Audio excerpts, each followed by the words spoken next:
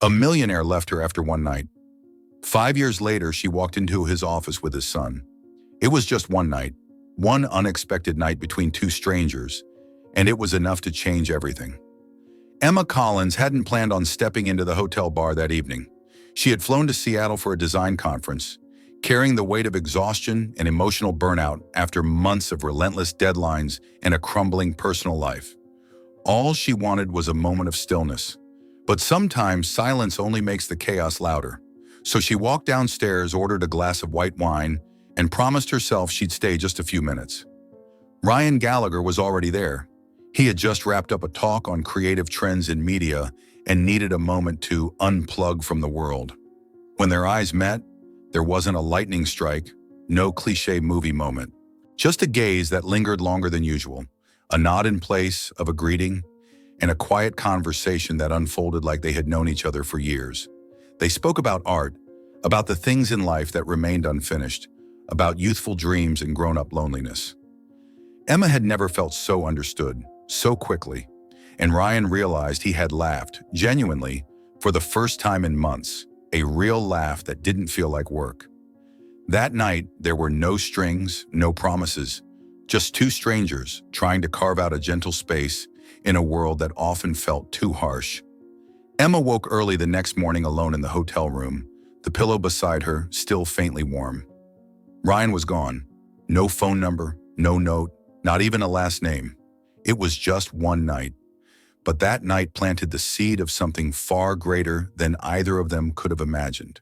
A child quietly growing inside her. 5 years later, autumn in Chicago felt colder than Emma remembered. The wind slipped through her thin coat as she clutched her bag tighter and walked faster along the brick-paved sidewalk toward the tall glass building. The headquarters of Brightline Media, the media firm where she had a job interview. "It's just an interview," she whispered to herself, but her hands were ice cold and her heart raced. It wasn't the position that scared her. She'd done interviews before. It was because this time, she truly needed it. She had run out of options.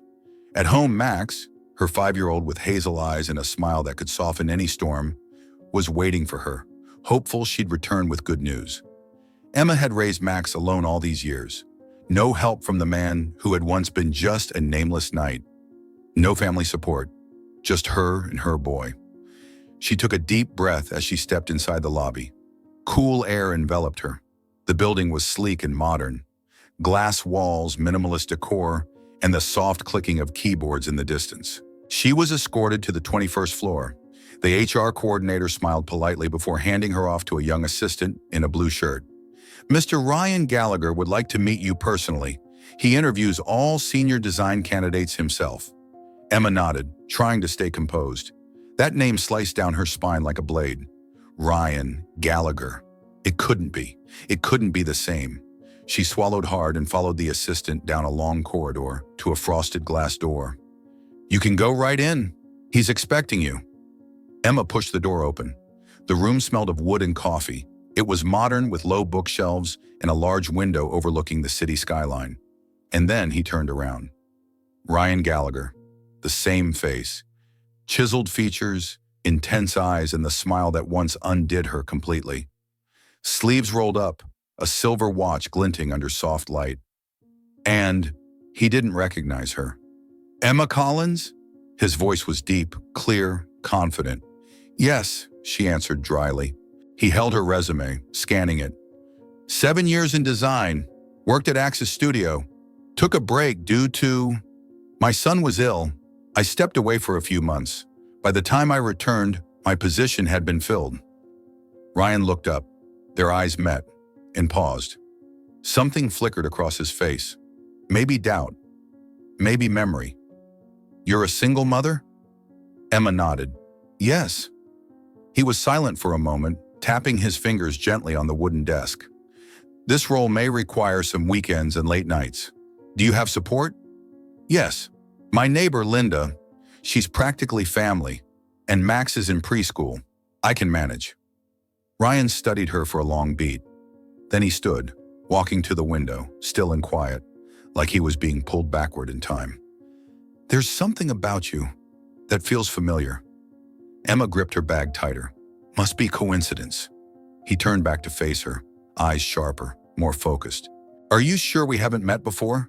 She smiled faintly, hiding the panic behind her ribs. I'm sure. Silence. Then he pulled a sheet of paper from the drawer. We'd like to offer you a 2-week trial. If things go well, we'll move to a full contract. Emma stood, her hand trembling slightly. Thank you. Very much. They shook hands, and when they did, a jolt ran up her spine. Ryan's eyes drifted to their joined hands, then back to her face. Their gazes locked. This time, it lingered. Heavier. Deeper. She left the room. Her heart thundered like someone had just unearthed a memory she had buried for 5 long years. That man, now her boss, had no idea he was Max's father. Ryan didn't recognize her. He read her name like it was the first time hearing it. Emma Collins, he said evenly, with the smooth rhythm of routine. No sign that he had once whispered that name in a small hotel room, under golden lamps and the soft sound of rain against the window. Emma stared at him, nerves coiling tight, but her face stayed calm. She wasn't even sure she wanted him to recognize her. 5 years was a long time. She had changed, more wear in her face, more depth in her eyes. She was no longer the girl with the fragile smile from that night. And Ryan had changed too. His hair was shorter, his posture stronger, his entire presence carried the weight of success. If he remembered, he would have asked, but he didn't. She could have hinted, dropped a small detail to stir his memory. But Emma only tightened her grip on her bag, kept her voice steady, her gaze forward. She needed this job. After months of unanswered applications, after draining her savings to pay for Max's preschool, after refusing help too many times out of pride, this was the only chance she had left. And if it meant sitting across from the man who unknowingly gave her a child, she would do it. For Max, for their life. She chose silence. She buried that memory deep. And she smiled, as if nothing had ever happened between them in Seattle. Emma got the job. 2 days after the interview, she received an email confirming her 2-week trial at Brightline Media. She read that message at least 10 times, not because she couldn't believe it, but because she knew she had just stepped into dangerous territory, where the past could resurface at any moment. Ryan Gallagher was no longer a blurry memory. He was now sitting in the office next door, only a few steps away, occasionally passing her desk, his gaze drifting, polite, professional. But to Emma, every time his eyes lingered a second too long, her chest tightened. She had kept a secret for 5 years. Mac, with his hazel eyes and soft brownish hair, was a mirror of Ryan. And Emma knew it, from the way his eyebrows furrowed when he focused, to the way he smiled with his whole face. Every part of him whispered the man from the night. But how could she tell him the truth? When she found out she was pregnant, she had gone back to the hotel in Seattle, asking about the man from that night. But there was no record. His name was Ryan, but no last name, no phone number, no social media, no clue to follow. When Max was born, she told herself, if I can't find him, then I'll be enough. And she was. She made it through sleepless nights at the ER, early morning side gigs, and rainy pickups from preschool. And Max, her boy, grew up surrounded by love, grilled cheese sandwiches, and fairy tales she made up on the spot. Emma had never felt regret, but there was always a quiet ache that one day Ryan would reappear. And now it had happened, not as a stranger on the street, but as her direct superior. Each day she walked into the office with her shoulders back, her spine straight, eyes forward, like the secret didn't exist. She smiled at coworkers, turned in her designs on time, typed emails efficiently. But inside, she was holding back a storm. Ryan didn't remember. Or if he did, he was pushing aside the strange sense of familiarity. Emma glanced at him through the glass wall. He was speaking with the marketing team, serious expression, sketching something on the whiteboard. No trace of the man he once was, the one with tired eyes and a tender smile. But she remembered, more clearly than ever. A week passed in tense silence. No one said anything, but something between them had started to shift. A strange kind of energy, unnamed, unspoken, but Emma felt it clearly. Ryan had begun to notice her more, not in a blatant or unprofessional way, but with a quiet curiosity, like he was trying to sort through a blurry memory that refused to come into focus. He gave her more tasks, invited her to join creative briefings, and often asked for her opinion on design drafts. But what left Emma breathless were the moments he passed her desk, eyes lingering a second too long, like he was trying to place a familiar detail. One morning, just after she had printed a new layout, Ryan called her into his office. The room was bathed in sunlight, soft jazz playing through a Bluetooth speaker. He pointed at his monitor. "What do you think about this logo on a cream background? Something feels off." Emma walked over, standing beside him, eyes scanning the screen. They stood closer than she was comfortable with. That scent drifted in. Subtle wood, a hint of spice, the scent of a memory. "Maybe the black is too harsh," she replied, keeping her voice steady. Ryan tilted his head, glancing sideways. She felt his gaze land gently on her cheek. "What fragrance do you wear?" The question startled her. "Just a vanilla lavender body mist. Pretty basic." He frowned slightly. "It's not basic to me." The air shifted. Emma took a small step back. Ryan seemed to notice the long pause. He turned back to the screen, but his voice dropped, almost hesitant. "Are you sure? We've never met before." Emma swallowed. "I'm sure." Ryan looked at her a moment longer, then gave a small nod, as if convincing himself to believe her answer. She walked out of his office, heart racing. They didn't speak of it, but it was there.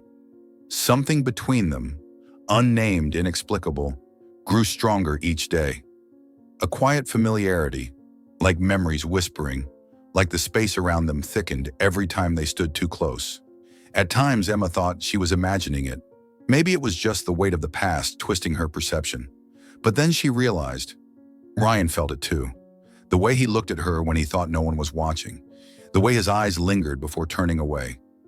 The silence that stretched a second too long every time they spoke. They became two strangers forced to share the same rhythm, and that rhythm was beginning to falter. The tension no longer lived in their work. It lived in their glances, in the quiet, in the accidental brush of hands while passing a folder. Emma had once believed she'd moved on, that she'd buried that night like a scar tucked beneath her skin. But every time Ryan stood near, that familiar scent returned, and with it, the truth. Some scars don't fade, they only sleep. And Ryan, he didn't understand the unease blooming inside him. That girl, Emma, wasn't seeking attention. She was professional, focused, respectful. But still, something about her made him pause, made him look again, as if she held a fragment of a memory he had misplaced. Bits of something started surfacing. A rainy night, a pair of eyes, a scent. Not enough to connect, but enough to stir something. Emotion, even uncertain, had started to rise, and Emma knew she couldn't run forever. Wednesday morning started with a slight fever. Max woke up with flushed cheeks, heavy eyes, and sweat dampening his forehead. Emma pressed her hand to his skin, her heart sinking. She knew this kind of fever, the kind that would leave him drained for the whole day. "Mom, can you skip work today?" Max mumbled, curled under the blanket. Emma bit her lip. She had already taken a half day off last week for his vaccinations. She was still in the trial period. Missing another day might mean losing her chance. She called Linda, her neighbor and trusted backup, but the answer came rushed and urgent. "Emma, I'm so sorry. My husband had a heart attack this morning. I'm at the hospital now." Emma thanked her, hung up, and stood in the living room, helpless. Max whimpered on the sofa. She had no other option. 15 minutes later, Emma walked into the lobby of Brightline Media. Max cradled in her arms, resting his head on her shoulder, clutching a stuffed bear. "I have an urgent meeting. I just need to let him rest quietly somewhere for an hour," she told the receptionist. "You can leave him in the staff lounge on the 3rd floor.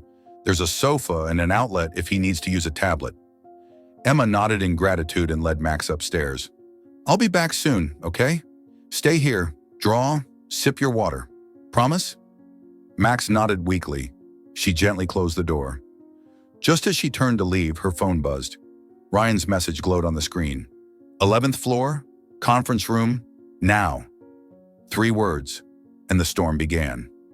Ryan stood at the head of the table, one hand braced against the edge, his face more tense than usual. "You're late." "I'm sorry. My son had a fever this morning. I had to." "Where is he now?" Emma froze. "In one of the lounge rooms with a sofa. He's okay." Ryan stared at her. Not angry, just analyzing.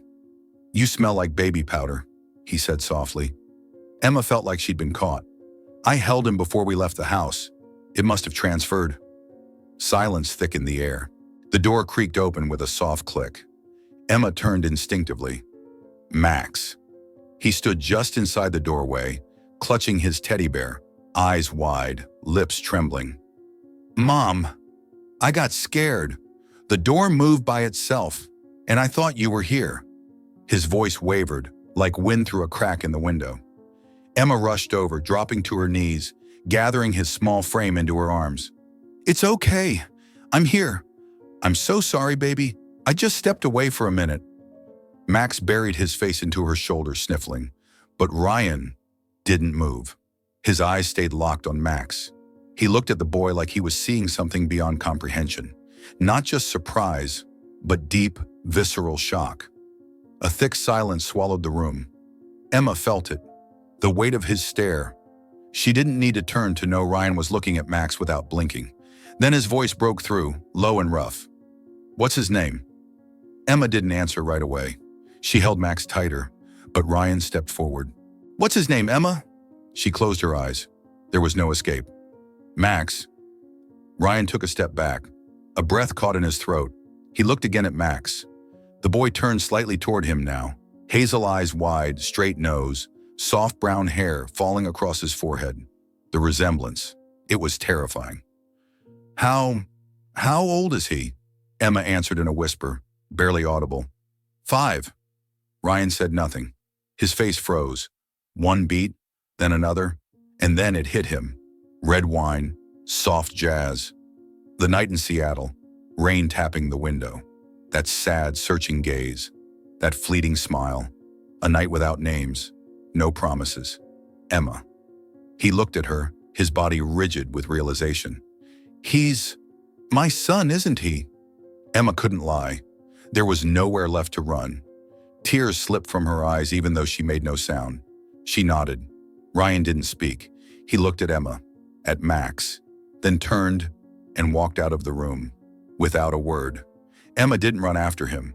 She stood still in the empty conference room, breath uneven, chest tight. The world had just shifted under her feet, and she couldn't stop it. Ryan knew, and he had walked away. She wasn't sure what hurt more, the way he looked at Max, or the freezing silence as he turned his back and left. The next day, the office felt like it was wrapped in ice. Ryan arrived late. No one dared ask. And when Emma stepped into the elevator at the end of the day, he was already inside. The distance between them was suffocating. Neither spoke. It wasn't until they turned into an empty hallway that Ryan finally stopped, voice hoarse. "Come with me." They sat across from each other in a quiet cafe. The soft yellow light hit Emma's face, pale, anxious. Ryan looked like a storm barely held together. Red eyes, fists clenched around a cup of untouched coffee. "Why?" he asked, straight to the point. Emma took a shaky breath. "Because I was scared." "No, I want to know why you stayed silent for 5 years." His voice rose, cracking with restrained fury. "Why did you steal my chance to be a father?" "I didn't know what to do." Emma slammed her hand on the table. Her voice broke, full of pain. "You disappeared, Ryan. You left nothing behind, no phone number, no last name. I went back to the hotel. I asked the front desk. I searched, but no one knew who Ryan was." Ryan's expression faltered. Emma continued, her voice softer now.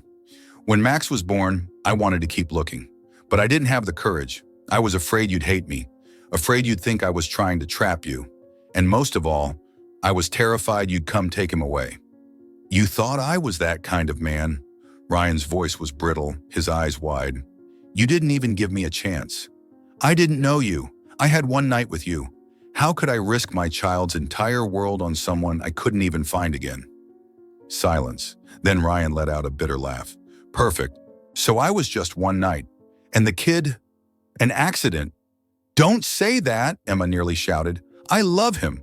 From the first moment. Max was never a mistake. Then why hide him from me? Why let me live 5 years like he didn't exist? Emma's eyes brimmed with tears. Because I panicked. Because I was exhausted. Because I was alone. Ryan didn't respond. He turned to look out the window. Outside it had started to rain, soft but steady. I lost 5 years of being a father. Do you have any idea how that feels? Emma stayed silent. I don't want an apology, and I'm not going to forgive you anytime soon. He stood, voice steady. Now that I know of the boy's existence, I want to meet him. Emma only nodded, unable to speak, and as Ryan walked out, her tears fell freely. Because even if he came back, the fracture between them might be too deep to ever fully heal. Emma remained in the cafe long after Ryan had gone.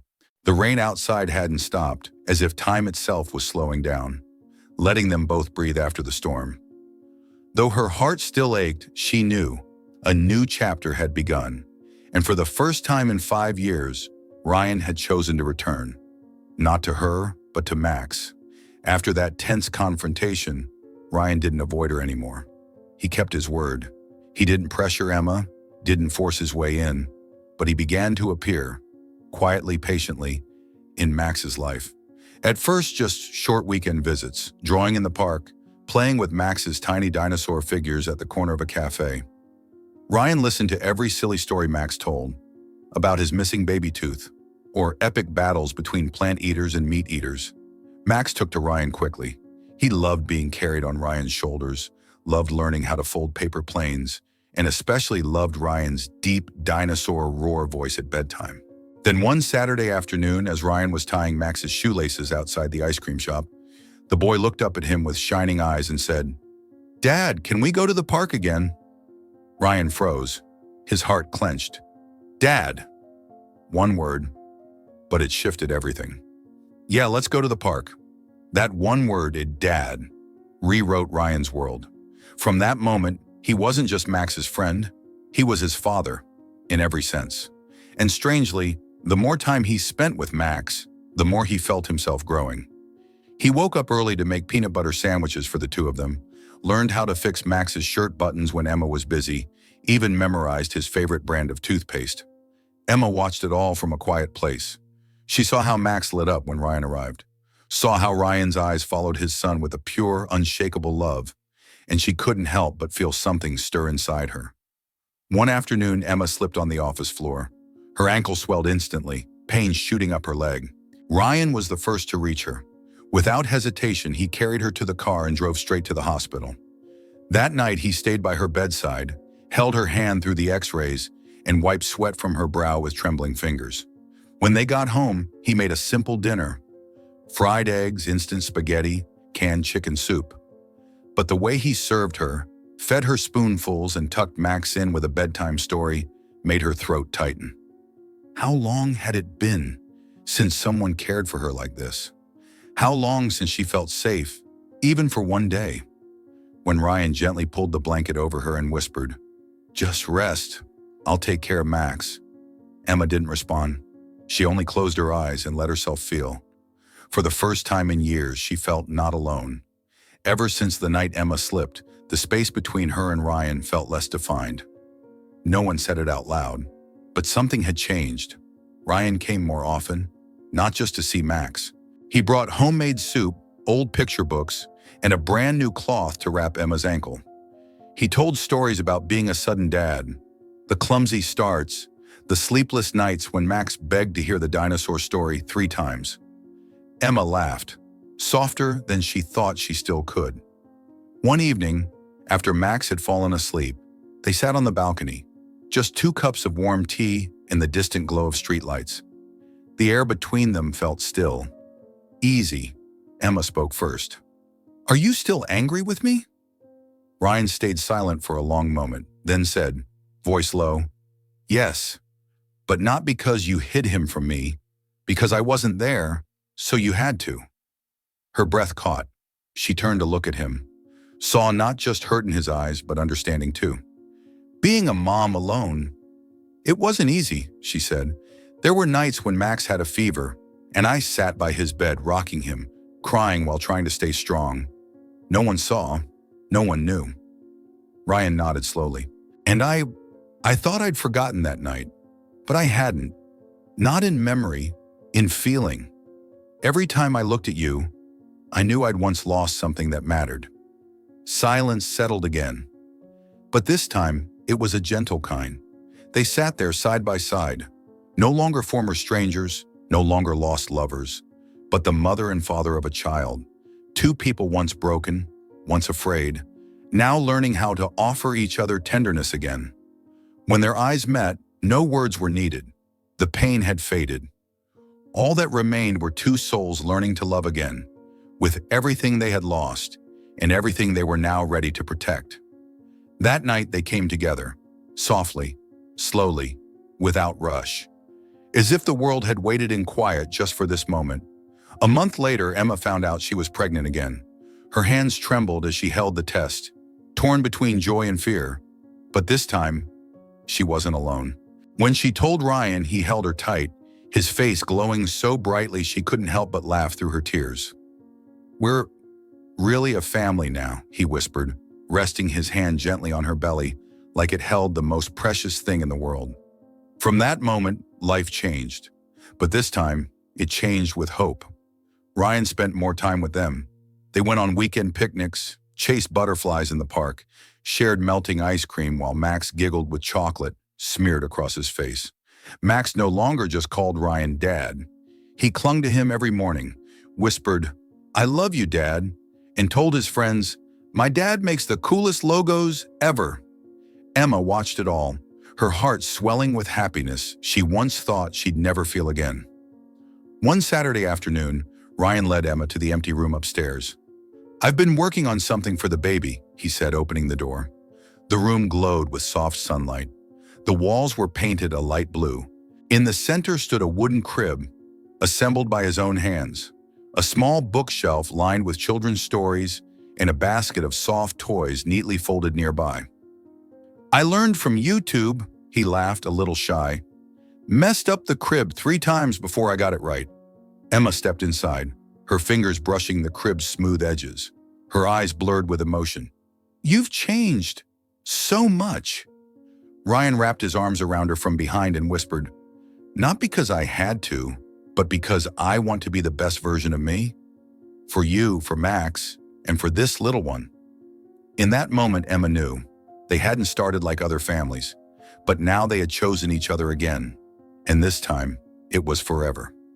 A year later, they moved to the suburbs, to a cream-colored house with a small yard and a white wooden fence. Not too far from the city, but far enough to hear birds every morning and watch mist settle over the grass at dawn. Emma had left her job to focus on her pregnancy and Max.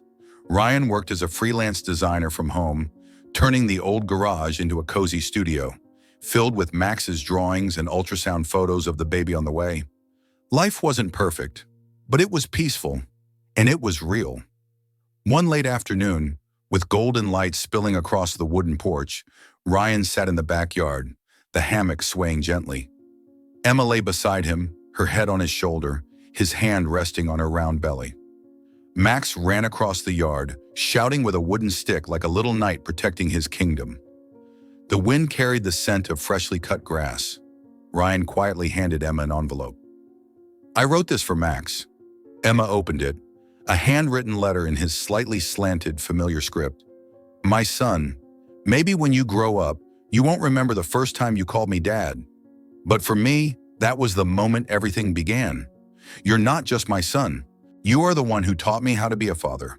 Because of you, I learned to be patient, to listen, to love without conditions. I may never be perfect, but I will always be the place you can come home to, no matter how the world turns. I love you. Dad, Ryan." Emma finished reading, tears falling quietly. She squeezed Ryan's hand, saying nothing more. No grand promises, no diamond rings, no ceremonies. Just this, soft sunset on their skin, fingers interlocked, their son's laughter echoing through the yard, and a baby growing strong inside her. A family, not perfect, but theirs. and it was forever. That afternoon, Emma sat on the wooden porch swing, a warm cup of tea in her hands, sunlight gently resting on her shoulder. In front of her, Max laughed uncontrollably as Ryan chased him, a blanket tied around his neck like a superhero's cape. The breeze carried their laughter and scattered golden leaves across the yard. To anyone else, it was just a backyard game. But to Emma, it was proof that everything broken could one day be whole again. She thought back to it all, the sleepless nights, the loneliness, the unexpected reunion, the pain, the forgiveness, and the quiet love that had found its way back into a once broken heart. Life had never been easy, but it was in those winding, difficult paths that she had found her family. Emma smiled, placing her hand gently on her belly, where new life was growing with each passing day. True happiness, she realized, didn't come from perfection. It came from the courage to begin again, with all the love she had to give.